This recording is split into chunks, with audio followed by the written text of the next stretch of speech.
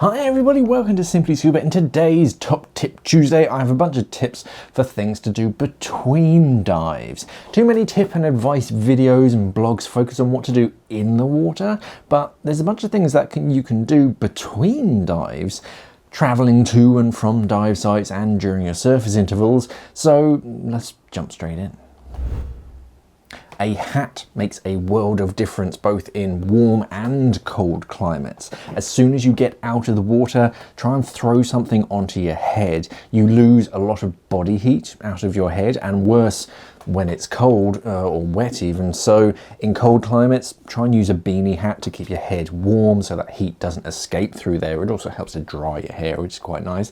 In hot climates, you have very little protection from the sun above you. So use a boonie hat or a baseball cap to protect yourself from the sun. If you're on a rib heading to the dive site or back to mother boat or shore, wherever you're going, keep your mask on. A lot of divers just take it off instinctively, but you are always in the splash zone when you're on a rib. And while one splash of salt water isn't so bad in your eyes, repeated splashes in your eyes can just really suck over time. With your mask on, you can still see, and it's somewhere safe as well where someone isn't going to stand on it, so put your mask back on. After a dive, I know it can be tempting to get warm as quickly as possible, but you need to warm yourself up as slowly as possible in most cases. But jumping in a hot shower, standing yourself against a radiator can actually accelerate decompression in that spot, especially in your skin, because remember that you still have dissolved gases in most of your tissues and you want them to come out as slowly as possible. Cover yourself up, protect yourself from the elements, and then let your body warm itself up at its own rate. Your body is great at doing that by itself. Don't try and accelerate it too quickly. Check your gear early, as soon as you get out of the water. If you're swapping tanks, do that as soon as you get out. That way, if you just happen to grab an empty tank by mistake, you then have plenty of time to swap it over for a correct cylinder instead of right before dive number 2 and you're rushed and you're panicked and everyone is waiting for you. Check your battery levels on dive computers and torches. Check your gear for damage, your hoses especially. If it's the last dive, then break down all of your gear as soon as possible. Stow it away somewhere safe and make sure that you drain any water you can have on the inside and the outside of your gear. Log your dive whilst you remember. It's easy to get caught up in the social side of scuba diving and forget to log your dives, but all of the information is fresh in your mind as soon as you get out. Even on the same day, it's important to get it as soon as possible. A day or so later, you're going to look at your dive computer and all it's going to tell you is your maximum depth, the dive time, and the water temperature. A few other things, but those are the main big numbers. It won't tell you what you saw, how you felt, or even where you were. Well, most dive computers won't, some will do nowadays, they're quite clever. But try and write it all down in your logbook. You'll be surprised how useful a well filled out logbook can be down the road.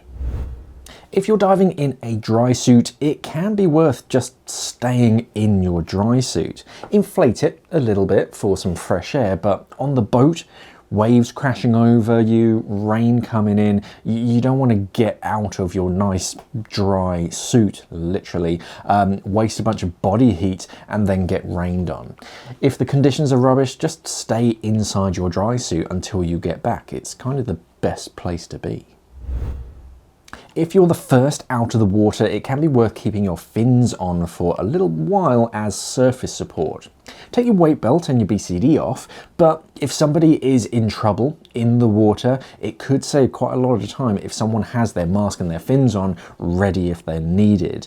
It's best if you're rescue trained, though. It shouldn't be for just anybody on the boat to just throw on a pair of mask and fins, but it can definitely help. Secure your gear tight. You want as little movement as possible if you're lashing something down, especially something heavy like your BCD when it's attached onto a cylinder. Repetitive rocking of the boat means that that little inch or so of movement will let that tank build up some momentum and then tug on that knot again and again and again, eventually breaking free. And if your regulators are attached onto the top of the cylinder, they are screwed. Tie it all down so that it cannot move at all. Nothing rolls, nothing slides around, it's all lashed down really tight, and your gear's less likely to smash against the deck of the boat. Keep your stuff organised in separate dry bags. If you throw all of your gear in one big bag or box, then one wave can just wipe it all out.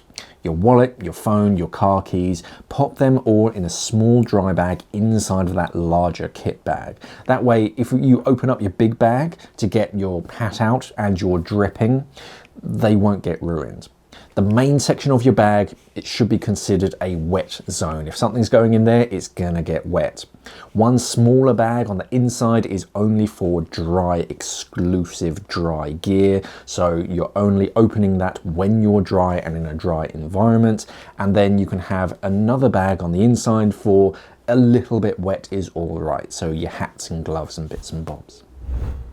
Drink water, rehydrate yourself. Diving can actually dehydrate you really quickly because you're breathing that really dry gas that takes some of the moisture from your lungs, and then you exhale all of that nice moisture out, replacing it with more dry air.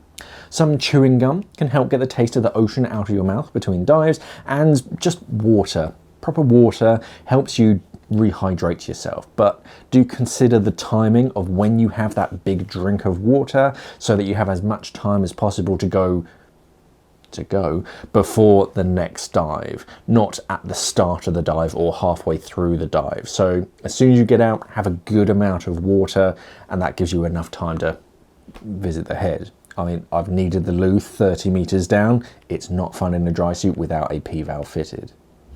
And there were some other tips that I could think of to improve your surface interval. If you have any tips for other scuba divers, then pop them down in the comments below. As always, head over to simplyscuba.com. I'm going to pop a link down in the description below so you can head over there. Thank you for watching, everybody, and of course, safe diving.